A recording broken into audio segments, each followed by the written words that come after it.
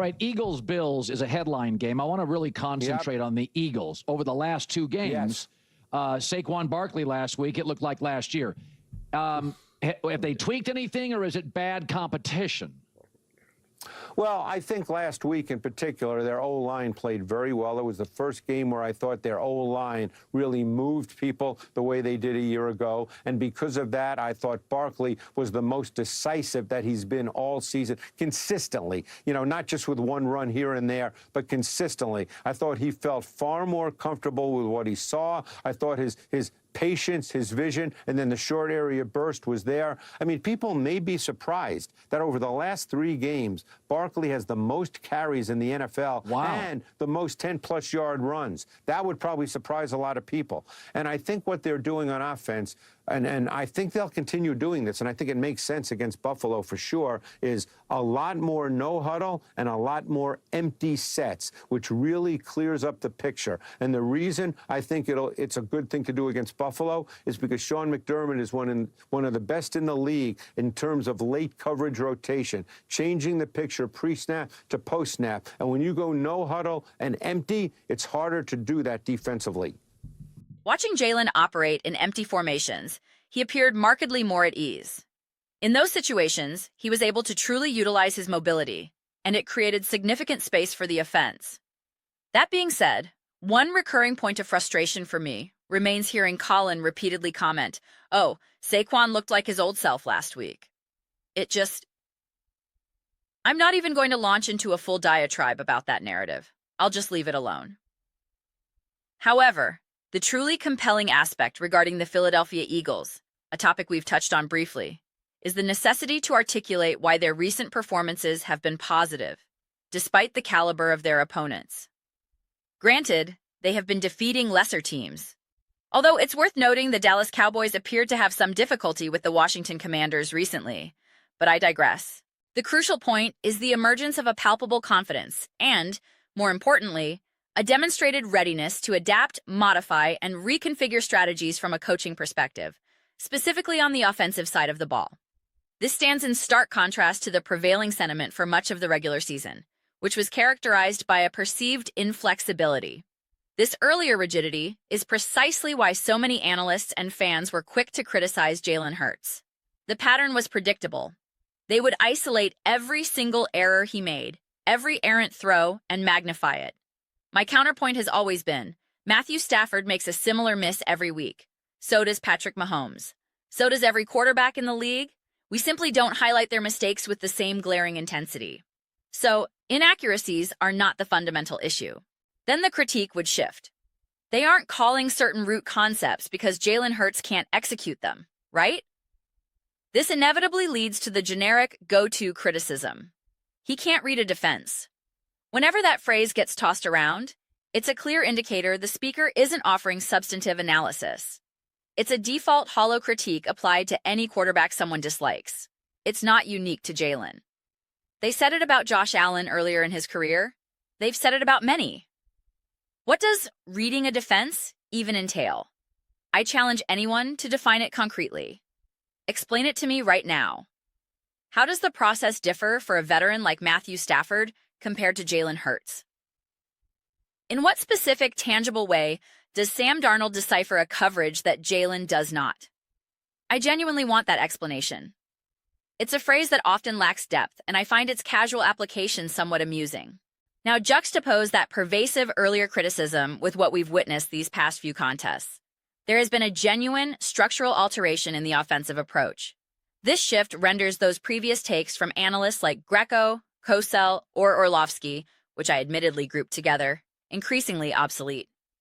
Yes, the game against the Los Angeles Chargers did not unfold as intended, and in the moment, it felt like a potential crisis. But recall analyst Olafi's reaction. He was almost smiling post-game. He noted, "I know this didn't go their way, but I feel encouraged." And why? Because we observed adaptation.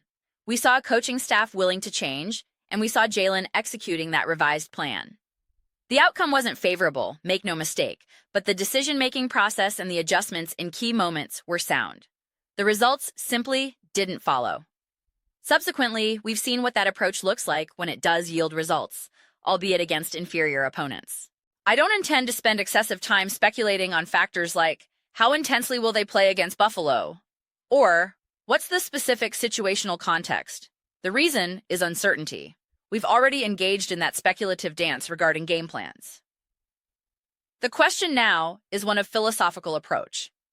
If the situation demanded feeding Saquon Barkley 40 times in this game, a hyperbolic example, not a prediction, would they commit to it? If it required Jalen Hurts to leverage his legs 10, 15 times, sacrificing his body for crucial yards to secure a win, would they greenlight it? I would be fascinated to be a fly on the wall in those locker room conversations about how aggressively to approach this contest. The desire to win is obvious, but so is the paramount importance of health and freshness for the postseason. Yet, there is also a clear incentive to continue this offensive growth, to solidify the chemistry and refine this new system, because they have implemented foundational changes. This isn't merely a case of the offensive line blocking better so Saquon can go fast. It's more nuanced than that. Consequently, I'm keenly interested to see if they will continue to prioritize the growth and evolution of the passing game, and if they will keep encouraging Jalen's development as a player this season, whatever that final form may be. It's simply a strange juncture of the season. Therefore, from my perspective, much remains unclear. If they trail by 14 points in the fourth quarter, do they empty the playbook in a desperate comeback attempt? If they lead by 10, do they repeatedly hand the ball to Saquon, subjecting him to additional punishment? I genuinely have no insight into how the Eagles intend to approach this game from a strategic effort standpoint. Yes, winning matters, but in a broader context, it also kind of doesn't. It's the season's twilight, and we all anticipate them resting starters in the final week against Washington. For all practical purposes, this is the last game featuring the first-team unit. So, what is the objective? What are you aiming to achieve? Is it necessary for Cooper DeJean to deliver a violent hit on James Cook or any Bills player? Does Jalen Hurts need to extend plays with his legs and risk taking a damaging hit? I'm not certain. What I do know is that this team still requires live reps to practice and perfect what they're implementing on the field. We've only seen a couple of games, technically 3, but 2 with clear, bona fide success under this new paradigm. It is something you want to nurture and improve. Yet the complicating factor is the calendar. It's the end of the season. It's a peculiar, ambiguous period truly. I keep emphasizing my uncertainty about how this will be managed. It's a Sunday night game, a 4 p.m. Eastern kickoff. The game likely holds more significance for Buffalo. I'm also considering what information Philadelphia will have, as some decisions might hinge on the outcome of the Chicago Bears versus San Francisco 49ers game. That result, however, might create a no-man's land scenario. If Chicago wins, the NFC's number 1 seed picture shifts, and the number 2 seed becomes almost certainly out of reach for the Eagles, all but cementing them as the number 3 seed. That would make this game especially inconsequential. Furthermore, Buffalo's Josh Allen is reportedly somewhat banged up, so it's unclear which version of him will take the field. It's a strange time, a strange game, a strange moment.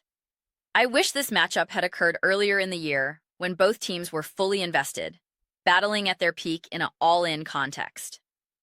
I'm not entirely convinced we'll see that from either sideline on Sunday night, which makes evaluation incredibly difficult. That leads me to wonder, what will the key takeaways from this game be?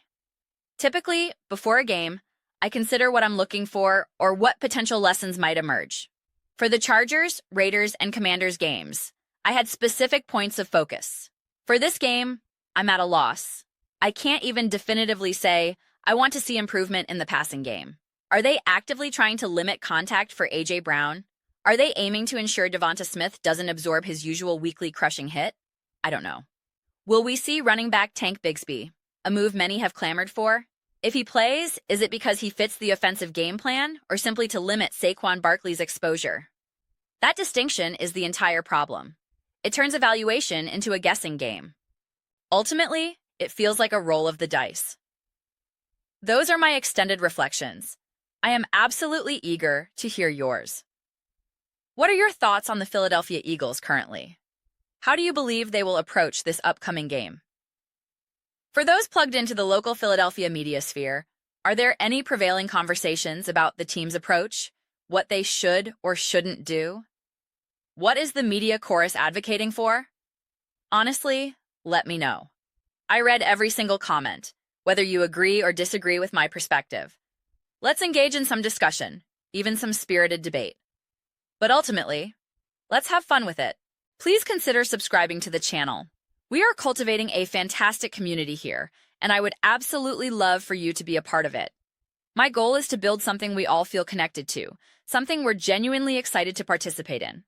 I believe we're making great progress toward that. Also, please don't forget to give this video a thumbs up. It significantly assists with visibility and the platform's algorithm. Thank you so much for your time and engagement. I'll see you next time.